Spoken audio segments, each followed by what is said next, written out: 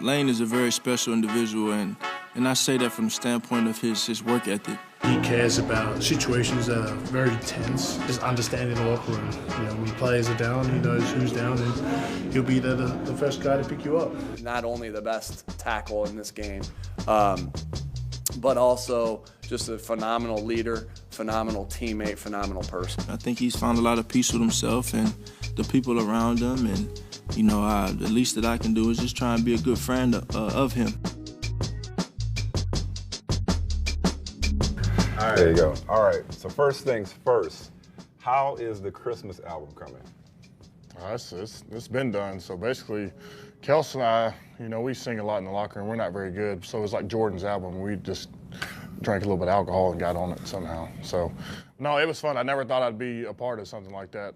We always knew Jordan was a great singer, but Kels and I have always enjoyed listening to Jordan and just enjoy, singing in the car or whatever. So Connor at Barwin got it set up, and next thing you know, before training camp starts, we're in the studio, and I'm like, I thought it was all a joke first until we go in the studio. I'm like, well, time to sing. So, it was a fun experience. I think people will get a kick out of it. Now, Jordan, who's obviously an authority on the subject, I asked him if he was being sarcastic, if he was joking. He said he wasn't. He said you got pipes. I'm not bad. I'm not overly good, but I'm not bad, so I'll say mediocre. Can I put you on the spot? I'm singing an Elvis song, so. He said Elvis Presley. Yeah. Go for it. Let me see what you got. I'll have a blue. That's it. Christmas without you. That's not bad at all. Yeah. At all, man. You can carry a tune. I'm a shower singer myself. I feel like Will Ferrell in Step Brothers, where he was singing to John C. Reilly. He's like, that's what I feel like. People are talking. Yeah, exactly. Talking about people. I just ignore them. See, I was talking to Kelsey. He said that you're a recall with movies. That's why me and you, where we just became best friends. Yeah. We're like the Step Brothers. I'm a movie buff. Yeah, movie lines. So just drop them as you see fit. Okay. But Jordan said if you wanted to, you really wanted to, and you wanted to hone that craft, you could do it.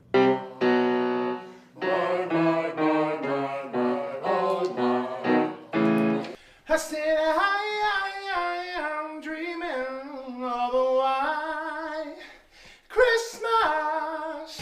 They're swinging deck the hall, but it's not like Christmas at all. I remember when you were here. It was definitely fun. It was so much fun. Yeah. How's the Christmas album coming? It's great. Santa Claus is coming to town. Santa Claus is coming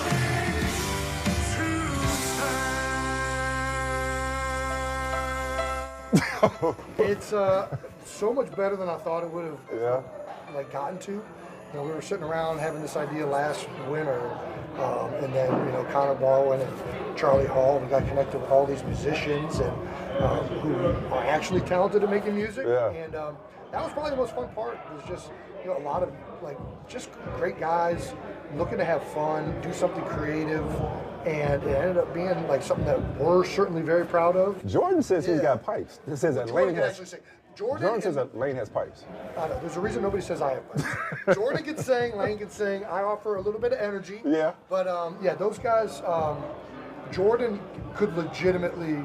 I tell people all the time. I think Jordan is only playing football to launch his singing career. Yeah. So it's a really. Some people go on American Idol to do that. Yeah. He's doing it via the NFL. But I think Lane is a sneaky singer too.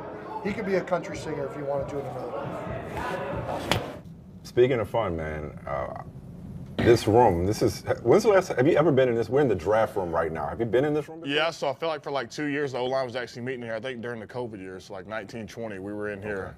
I actually enjoyed it because we were further away from Stout, so he wasn't breathing down our necks as much. But I haven't been back in a while though. Well, because I was going to ask you, it's kind of full circle. This is where it all started. For the draft room. The draft room, 4th overall pick, 2013. 10th season now here. How would you describe this run in Philadelphia for you? Yeah, it's just something, almost like everything you've ever dreamed of, as a kid. And you don't know, the ins and outs of it until you're actually, playing and the years go by. But, I'm just grateful for all my teammates, all the fans, all the coaches. And as you get older and you see kind of, you probably have a few more years left, you try to soak it even, all in even more. Yeah. Long way to go this season. Yeah. Obviously. Mm-hmm. But are you getting 2017-ish vibes?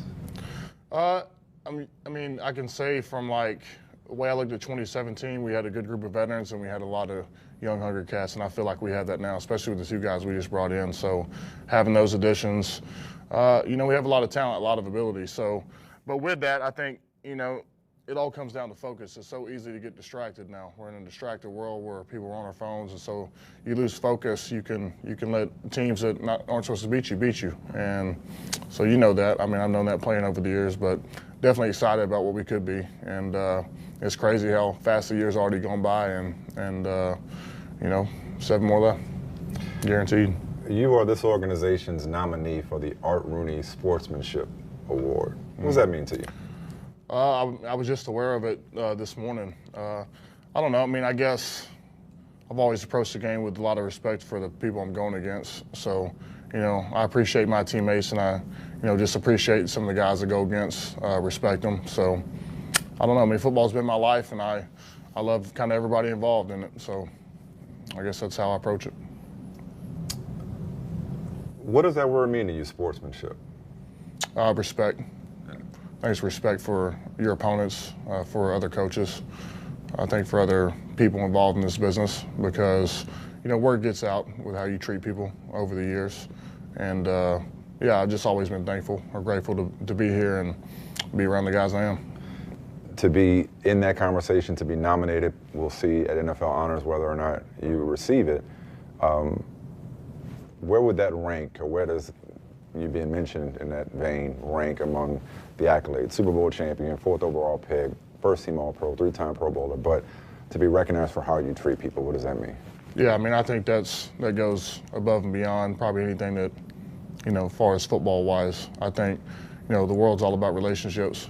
Money's a good thing, accolades, but relationships and how you treat people should be the utmost importance for people. And really for me, ever since being in the league, you get humbled, you see things, you do things, but it's all about the people you work with. Yeah. Just so you know, I almost went Tropic Thunder just now. You did? Just to have been nominated would have been, nice. Who said that? That was Ben Stiller's Ben Stiller? Yeah. Okay. He said to Robert Downey?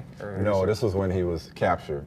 Okay. And he said, he's like, well, just to be nominated is nice. He's like, you were nominated? No, but to have been nominated would have been nice. When you got, okay. Yeah. I got you. Yeah.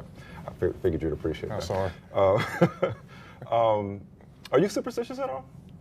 Not really. I think that's mostly baseball players. Okay. I do that. Okay, so you won't mind when I bring up that, according to Pro Football Focus, you are the only tackle, and this is a minimum 200 pass blocking snaps this season, the only tackle who hasn't allowed a sack or a quarterback hit this season. You lead all tackles in knockdown percentage since 2021. You remember the last time you allowed a sack? Mm-hmm. When was it? 2020. Which week? It was against the Cleveland Browns. That's when I had to have surgery after that game. So I played on see those scars right there, these scars. So I tore this ligament in my ankle. Oh, yeah. Yep, that's the last time. Week 11, 2020. That's 731 days ago. Do you remember the last QB hit you allowed? I thought I had one against the Texans this year, but it was against the Raiders last year. Week 7 of 2021. Mm-hmm. 395 days. Mm-hmm. Okay, so you're not superstitious. When I remind you of those things, what comes to mind? Well, first of all, I got a problem with PFFs, just so everybody knows. Oh, word? Yeah. What's that? Well, they act like every job that the tackles do is the same. There's a lot of tackles that get slide help every play. There's lots of tackles, the schemes are different, so they get set up to get guard help. So you see in our system, a lot of times the tackles don't have any guard help. So if a guy gets beats you inside, some teams have a guard that'll lead the center and go pick up that guy. So it's like, that's a big misconception. And then this is what I said, teams are asking different players to do different stuff. So how much is a tackle left on the island rate with no help? That should be mentioned. And I think that whole thing is misconstrued. Jordan, and we'll come back to this, but Jordan actually mentioned you guys call yourselves the Island Boys. Yeah. Because you guys can relate to each other in a way that your teammates or most players can't, given what the Eagles ask you to do as the tackles. Yeah, so he was ranked number 1 last year with least help. I think I was 2 or 3. So that's what I'm saying. That's a big misconception. And so when they look at schemes, some people have more RPO schemes. Some people have more bootleg, play action, some more drop back. So it's like people that really know football. And I think PFF, I mean, they know their stuff, but they could take it to another level. Gotcha. And so, yeah, if Collinsworth to be watching, do that. But yeah, I mean, it's really like a cornerback being one-on-one. That's how I see it. Right. But the thing for us is like taking proper set lines, not creating a whole lot of space between myself and the guard, because when you do that, that's when you can have the games from the DN and the D tackles and give up a sack that way. So yeah, my whole game is like, you know, I don't really try to get too up or too down. I just try to, you know, I can relax when the game's over. But whenever you're playing, man, things go by so quickly. I just try to stay focused through it. I mean, that's such an incredible streak, though, both those. Not just a sack, but quarterback hit. I mean, a lot of it goes down to the quarterback, too. You have a mobile quarterback. Schemes are different. So, like I said, it all plays a part in it. But what's your part in that, though? To what would you attribute this run of excellent play you're on? I just think, you know, as I've gotten older, you realize, you know, how many games you might have left, how many seasons. So I think the urgency to perform or to display all your talent that you've worked hard for over the years to shine through. So, like I said, I just think the sense of urgency has gone up, and that's where I'm at. Speaking of that sense of urgency, one of your teammates, I believe it was Brandon Graham, was saying that you're never not doing anything to get better. Where did that come from, that work ethic? I mean, probably Jason Peters. Whenever I was here, I was drafted to replace him, and so I think it was year 10 or 11 of, you know, of him playing. He just came off Achilles surgery, and so even every time after I was leaving, he would be in the weight room or he'd be in the sauna, the cold tub. You know, I just had a lot of tremendous respect for people like that. You know, you see other guys that play for a long time, like Larry Fitzgerald. Those guys are always doing something. Those guys leave clues, but a lot of it is just your body's hurting and you want to feel good for the game. So a lot of what I do is, you know, you got to be strong, but you also got to be flexible. You got to be able to bend. So as you get older, sometimes you get stiff. So yeah, it's a little bit of that.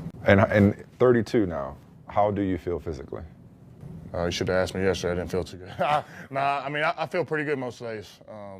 Only trouble really I've had with my ankle surgery in 2020. So I had the surgery before the season, played, and my deltoid was tore. So I played with that. And then after the season 2020, that got my second surgery up in Green Bay. So that's really the only difficulty I think I've had, like far as body-wise. Yeah. And speaking of those ankle difficulties, going back to last year, and you talked about this, I believe, in training camp this year, that you were experiencing a lot of doubts about your future and your ability to continue to play at the level you become accustomed to. Yeah. Let's go back to that. What thoughts were going through your mind specifically? A lot of it was, you know, the surgery coming off. I can't push off the line or scrimmage the way I want to. Just walking is different. You know, you have an ankle that's tight or surgically repaired. I didn't feel the same, so my movement I felt like was compromised. And so when you feel like you play at a certain level, anything below that that I feel like I couldn't control just drove me nuts. So I was feeling it, you know, in every practice. I was feeling it in every game, and just the stress from that, yeah, made me not want to play no more. I just wanted to be done. So if I didn't feel like I had the ability to be what I was, and this thing was going to hinder me for the rest of my career, and I was like, I'm done, I'm good. And how did that contribute to depression and anxiety? A lot of it. You know, you're seen as somebody that can do a good job or at an exceptional level, and now you have an injury you got to bounce back from. You're not feeling the same, you're not looking the same, or at least in your eyes. I feel like it affected my run blocking a lot more than my pass blocking. So, yeah, it weighed a lot on me. I feel like that was a lot of it contributed last year, taking a break. So, yeah, it was something that I dealt with all throughout that summer, all throughout training camp. Yeah, just had a lot of problems with it. But you hid it, and you hid your struggles with depression and anxiety from your teammates, your family, friends, correct? Why? Because in here, I just feel like in the business we're in, that's seen as like that's a good way to get out of the league.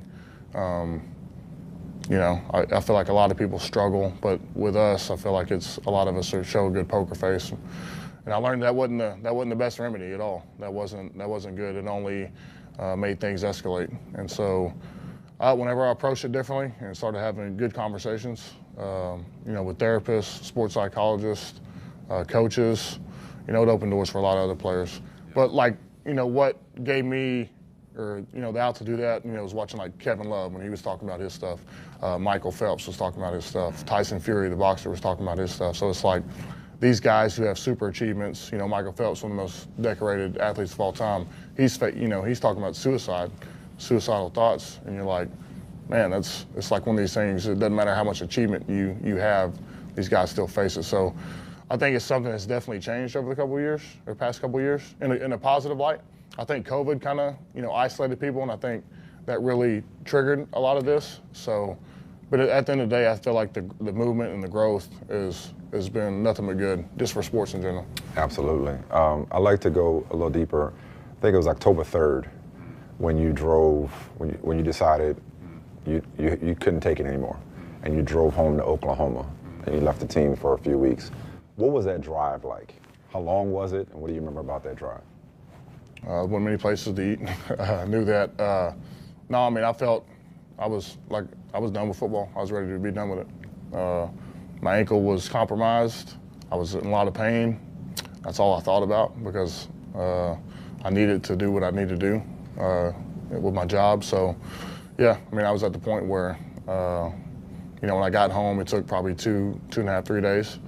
And, yeah, I talked to the Eagles. I talked to a couple of psychologists, and I told them where I was at. My psychologist kind of knew, you know, I wasn't doing too hot, or how I was feeling, you know, with the injury and just where I was. But I don't feel like the people here knew. I kept that a lot hidden. But after that, I was like, you know, I was ready to be done. And so you took 3 weeks off, or not off, I should say. You took care of yourself for 3 weeks. What exactly did you do to get yourself to a position where you could return? Yeah. After 17 days, I think it was. Yeah. So a lot of like my side effects that I was feeling. So I had anxiety.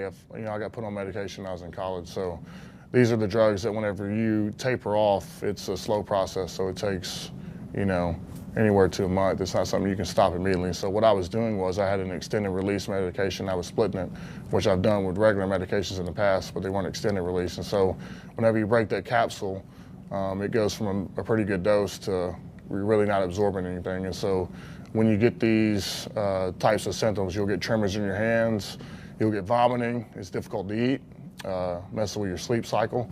It's almost like, you know, you're having a withdrawal from, you know, very powerful drugs. That's what it, you know, it affects your serotonin, affects, you know, a lot of chemicals in your body. And so, you know, I was feeling that on top of this. And so when these things combined, I was like, I really don't care about football. I don't care about that part of my life. I knew I was messed up mentally, and, you know, I was just ready to distance myself from this.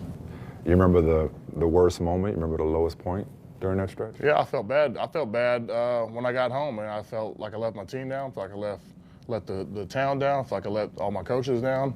I was embarrassed, and yeah, I mean, I was sitting there, and I feel like my ankle was never going to heal. I was never going to be the player I was.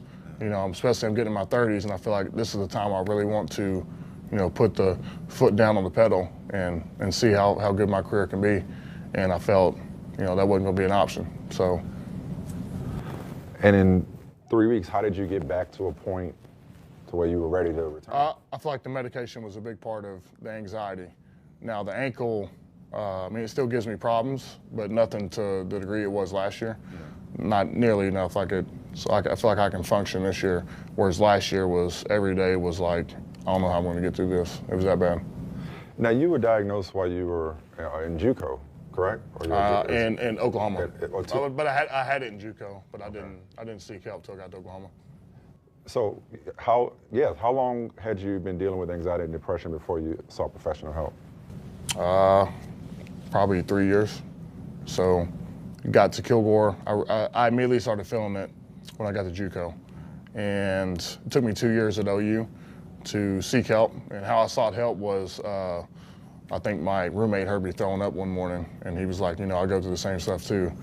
And then when I got in there, I realized a lot of my team was going through similar stuff. So, yeah, I mean, when you have, I feel like anxiety is something that can make you a great performer, but whenever it starts affecting your, your eating habits, your sleeping habits, your social life, it makes you want to isolate more. That's when, I sought to just, a lot of it was appetite, couldn't sleep, and that's when I sought to seek help. There's a good quote by Custom Auto that says, fire is something that human needs. It's like anxiety. It can cook for you. It can make you warm, but if it gets out of control, it can burn everything up. So, that's how I approach it now. That's what I was going to ask. Like, how were you able to function at such a high level? That's what I said. It's like a double-edged sword. The anxiety, the fear can make you do exceptional things. It can make your body alert your body, but it comes at a price. And how did you go from the shame and the embarrassment that you've described to becoming what you are today, which is an advocate who's outspoken and comfortable in his vulnerability and sharing his story? Yeah, I think a lot of it comes from my teammate Brandon Brooks when he was here. So one thing about Brandon and I is that we were very similar with how we approached the game. Perfectionist mentality, we put a lot of pressure on ourselves. We knew we were very good, and anything below a certain standard was going to affect us. And so, I think he had a couple incidents in Houston, and then when he got here, I think it escalated. And Brandon was, the best guard in the league, and he's feeling this.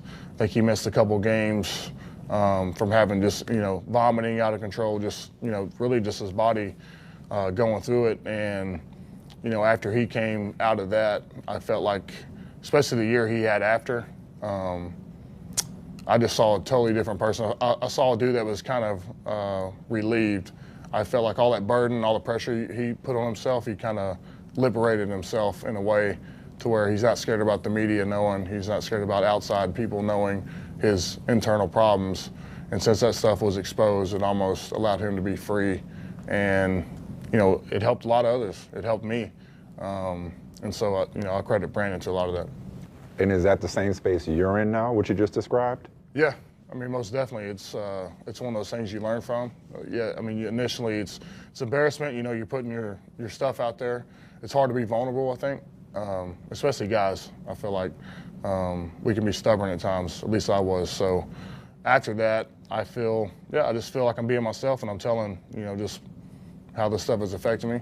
Like I said, it's been good for performance. You're worried about performance, so it makes you very alert. But when it starts affecting everything else in your life, it becomes a problem. What have you been told that it does for others, but what does it do for you to talk about this as openly? I had players on my team that come to me and tell me they have similar problems. So that's the best thing for me, is that I get to have these talks with people. And so, I don't do it among people. I put them, if it's a private setting, I get one-on-one with people, and they're like, hey, man, I'm going through this. This is similar to what you said you were feeling. Players after games, because I know how the NFL works. I know there's a lot of players that are affected. And I remember hearing a stat at the combine, like 50%, 60% of athletes in the NFL have some sort of type of anxiety disorder. And it's like, this stuff's pretty common, a lot more common than you think.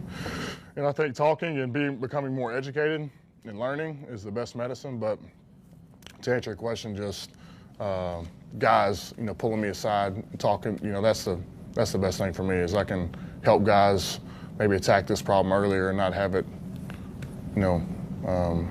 go out further than what it needs to. What makes him a great teammate? I think just the way that he cares about situations that are very tense, understanding mental health, reaching out to teammates who are down and giving them advice. So just him just understanding the locker room. When players are down, he knows who's down, and he'll be there the first guy to pick you up, make you laugh. We've all noticed that he's done a fantastic job, just the way his attitude is, and his mentals now, the way he approaches the practice and the meetings. Well, Jordan went a step further, not just guys coming to you. Jordan said that your awareness is such where you know who needs help in terms of reaching out, and you're always making sure that everybody's good, and you're seeking out people that you feel like need a pick-me-up? Yeah, I can read a lot of body language. If somebody has a bad game, if somebody's not doing too well in practice, or coach is on them, I can read body language. I've been in this business long enough to see when a person's affected. And so, like I said, whenever I do this or have these discussions with people, I do it privately. And, I want people to really come out and say what they're feeling and have really no regret in doing that, so we can address it and attack the way to get better. What's that role mean to you?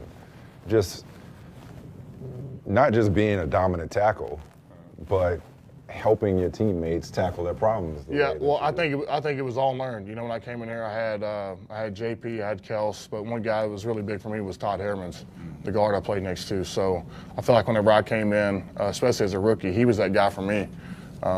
Saw that I was struggling, saw problems, but he was just one of those guys that would, like I said, if he saw somebody on the team struggling, he would help. So a lot of it's just from veterans that I've seen over the years. But in terms of just being this glue guy, being this locker room leader, like what does that position mean to you? Man, it's very humbling, but I take it as serious as I do on the field. If I can see a guy, a happy player, I think it's going to be a better productive player for the team. It's going to help him in his life. And ultimately, it can change your life, man. Having conversations like this, and you can help a lot of people that are struggling quietly. That's what I'm saying. A lot of people don't come out and suffer in silence, and don't attack, what's hindering them. And that's what I did for a long time, and it did nothing but just make it grow. So, where I'm at, I feel like where society is and where sports is, it's definitely something that's on the rise for the better, especially since when I entered the league. So you just see it, like I said, all these athletes coming out, and they don't realize who they're helping, but they're helping a lot of people. Just in the NFL, I think about yourself, I think about Dak Prescott, I think about Hayden Hurst.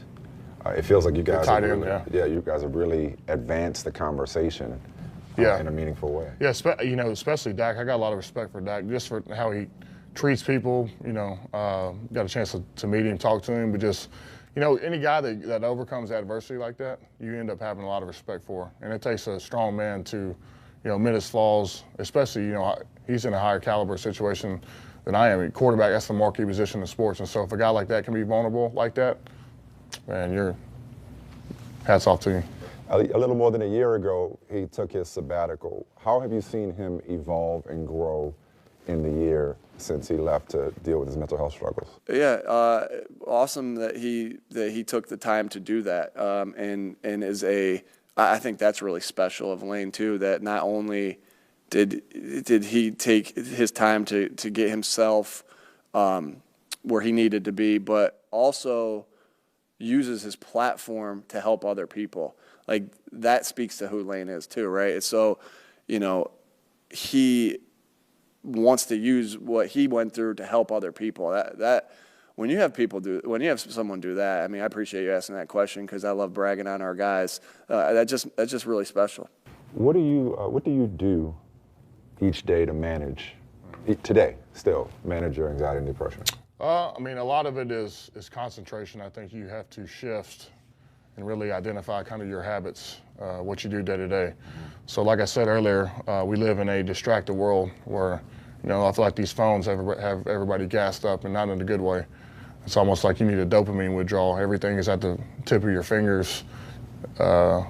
Information, any type of media outlet you want to go, it's all accessible. So a lot of me is just distancing myself from just being on the phone.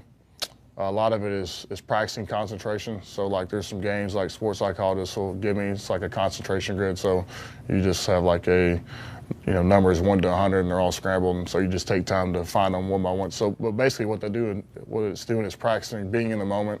It's practicing ignoring distractions. So this little stuff like that, a lot of it comes down to breathing too. There's different breathing exercises you can do to slow down the body and kind of get in the more parasympathetic system, which is your rest and relaxation side of your body rather than, fight or flight, which is, I feel like that's what we're in a lot, especially playing football. So you got to learn to relax. You got to learn to concentrate when you need to. And a lot of it is, controlling what you can control. And everybody thinks that they have a lot of control over certain situations, and you really don't. You have control over your actions, how you treat people, how you work, and letting go of things that are going to drag you down, which is something you learn over time. Lane, how would you like to be remembered when you're done with this game? Obviously as a good player, but I don't know, when you think of somebody, do you smile when you remember them? Do you laugh? That's how I want to be remembered. I want to be somebody that brought a lot of people joy and help people along the way. Like I said, man, relationships are more valuable than anything you have, on this earth. So as you get older, you get humbled and you learn things, and that's something I learned over time. But just being a good friend and a good teammate. Speaking of humility, I read where you said you wouldn't want to be a Hall of Famer because of your suspensions. Why did you feel that? Why do you feel that way? I think whenever you go and look back, I feel like there's a lot of players that are deserving of being a Hall of Famer that are just forgotten because we're in such a new era. It's so easy to forget people. And so when you go back and look at some of the great players of this game, there's a lot of forgotten players. And so, when the Hall of Fame stuff comes on every year, you'll see guys that, you don't even remember their names, and you see all their accolades and all they're racked up, but time's moved on. It's like the world's done gone past them. So, when you see guys like that, it puts things into perspective. And so I would say that. But most people who have been suspended for violating the PED policy wouldn't disqualify themselves. Yeah, well, one thing about mine is there's some guys that have a lot of accolades and then they get PED suspensions. So mine was my first 4 years were terrible. And so I get put in the program, and all my accolades and everything I've ever earned is after being in the system. So I'm getting drug tested more than everybody, which is what I should be. And I've gone through hell getting criticized, but everything I've achieved is after those suspensions. Whereas I feel like a lot of guys achieve everything, and then they test positive. So mine was I tested positive twice. Okay, now I'm in the drug program, and then all my stuff is still. So it's kind of backwards, but it's weird. So just so I'm clear, then maybe I misunderstood the quote when I read it. You just meant you just don't see yourself in this pantheon. Yeah. But what you just explained when it comes to that process, there's, if I'm understanding you right, maybe more credibility to what you've accomplished given when you accomplished it. Am I following you? Yeah, I just feel like when you totally look at everything that's in my picture is that everything I accomplished is after that. So, whenever I got suspended the second time, all my guarantees went away. I'm in the program. I had to give back the Eagles, I think, $3 million out of my bank account. So next thing you know, the next season, I'm first team All-Pro, win the Super Bowl, Pro Bowl. I got my back against the wall. What happened? I just feel like that really ignited me because I feel like, people are going to, really since then on going to test my credibility. But like I said, it was very hard on me.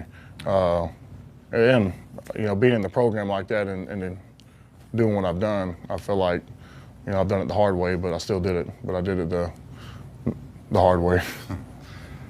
Bringing the conversation full circle, again, being in this draft room where it all started for you in this organization, you said it's been everything you dreamed of. Probably a lot more, too. You've checked every box of experience probably possible since you've been here. Yeah, and it goes by so fast. That's one thing, I remember still being a rookie in this building, and the years go by and they say, year 10, I was voted team captain this year. That's probably one of my biggest honors that I was proud of. Just people put that confidence in me. So, my job now is to pay it back to my teammates, to, really everybody that supported me over the years. And like I said, man, I'm at a sense of urgency now in my career to where, I'm 32, I'm thinking, 2 or 3 more years and that's a wrap. So I'm really trying to finish strong. So we're in a good spot now. I'm excited and keep this thing rolling. First time captain. And the way it's been described to me is that honor meant as much to the locker room, given how you're regarded amongst your peers, as it maybe did to you. Yeah, I was really just honored. I was, to teammates that think of you like that. Because, I've always been a great player, but, I was always joking around, kind of class clown, but, as I've gotten older, I feel like I've gotten more serious. I got a little bit more lines in my forehead. So, yeah, man, I take it very seriously. And a lot of it's helping the young guys out helping anybody that needs to be helped. And like I said, man, just being a good teammate. That's quite a culmination of just your entire journey, right? Yeah. Being named the captain at this stage in your career. Yeah. Yeah. I mean, it's been a long process, but like I said, man, I'm excited being the older guy now. Like I said, the 1 foot out the door, it's not there yet, but it's like, a toe is out. Yeah. So like I said, man, my sense of urgency is there. I'm trying to play great football for a few more years and really maximize just this whole experience. He's doing a hell of a job for us. I'm happy for him and the way he's playing, and also happy to be a friend of his. I always draw close towards people who have a determined mindset, who have a will to work, and he's one of those guys, and I think we have a great relationship because of that. And what are your thoughts about life after football? I mean, you would like to be a coach, I'd like to be around it, but it's like, I mean, this game takes away a lot of time away from your family. I remember just thinking, 18 years old, I left the house, going to do football, and so, yeah, man, it takes a lot of time away, so I don't know, the first couple of years I just want to be with my kids. My kids get older, but I always love this game. So I don't know if it's training guys or helping guys out that way. I don't know about being a coach just because their hours are even more hectic than us, but it's definitely going to be involved around helping young people and developing guys, and I think that's where I see my calling at. What's the O-line mastermind? Is that kind of like the tight end you? I feel like Von Miller started the whole thing off with the D-line stuff. Yeah, and then Travis and them did the tight end with Kittle and them, right? Yeah. So these guys are game planning all season how to kick our ass. Why are we just sitting around not game planning on them? Like the meme on Twitter. Right? Exactly, the Spider-Man meme. Why are we doing this? So yeah, man, it's just like I said, the O-line community is pretty tight. So what I've done is just allow like some veterans, like we had Olin Kreutz, we had Hutchinson there last year, Willie Rofe, just a lot of the Hall of Fame guys coming to talk to a lot of the pros, and now it's starting to be a lot of college kids. So it's just a way for guys to come and learn football. It's not really like, oh, look at my game, look at my tape. It's, you have guys that have said it and done it, to the very best.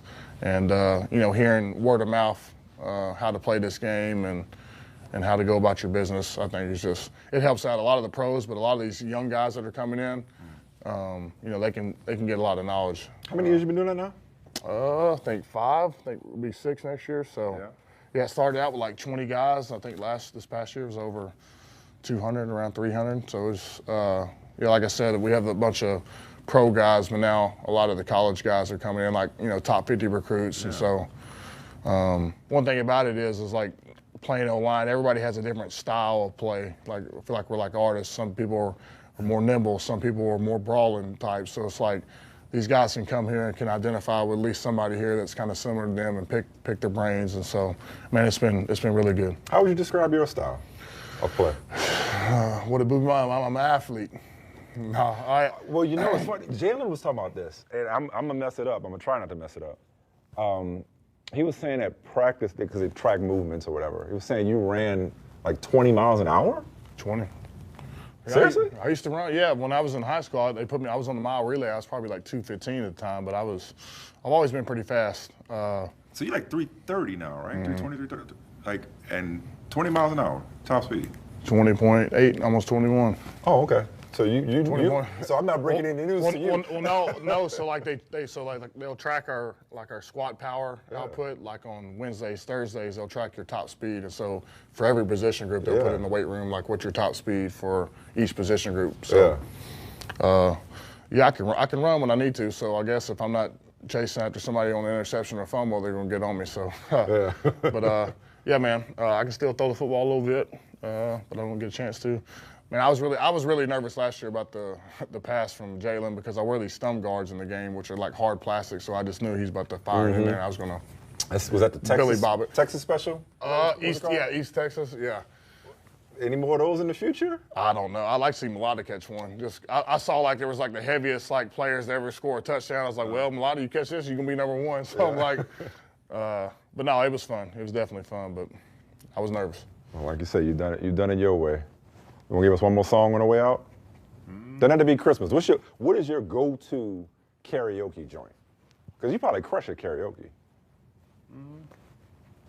Bye, bye, bye. No. No, that's not you. No, I mean, I mean, when I listen to on game day, like I listen a lot of Future, I listen a lot of Alice in Chains, I listen really just a lot of that stuff.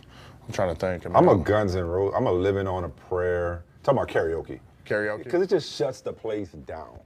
Like you do Living on a Prayer. You do Don't Stop Believing. Just certain songs you just want to get everybody. Because you get everybody involved. I think that's where you go. That's my 2 cents. I never even sang karaoke. Like all my stuff has been like shower, just like a lot of my singing has been like Kels and I after practice just sitting there. The media's leaving and we just sit there and sing what? Just kind of BS, whatever's on. Okay. Whatever's on in the locker room. A lot of it's rap, but every now and then we'll have some rock, some country. Okay. But yeah, I mean, like Kelsey's and I, like getting on the album was like more of a joke. We always knew Melodic could sing, and then like I'm better than average, and Kels has a distinct voice. He's a good narrator, but it was just fun. Like when I knew it, I thought it was a joke until I got like Connor got the studio thing set up, and I was like, "What the f are we doing here?" I'm like, so we got drunk, so we had a few shots, and then we sang. There you go. That's the only way to do it. I look forward to that. Yeah, I look forward to that album. When is the release date? It's Thanksgiving, isn't it? Yeah, well, the first song's coming out on Friday. Friday. Yeah. Oh, perfect timing. Slow rollout leading. And it's benefiting. Can you remind me of the cause it's benefiting? I think it's benefiting. I think Kels set it up. I think underprivileged kids in Philadelphia. Who experienced trauma at a young age. Yeah. No, that's wonderful. Yeah. So really, I mean, it's really Kels and Connor's a big guy behind all this. Connor Baldwin. So yeah, he kind of got the thing rolling. Like I said, I thought it was all a joke until we were in the studio, and I was like, "What am I doing here?"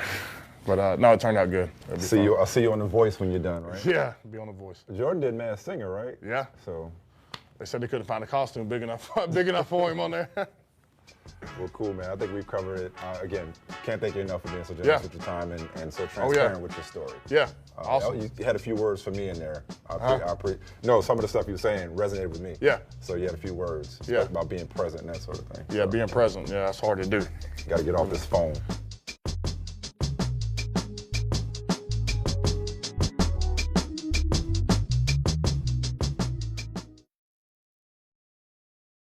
Hi, I'm Mike Tirico, and thanks for watching. Make sure to hit subscribe for the latest news and highlights from NBC Sports.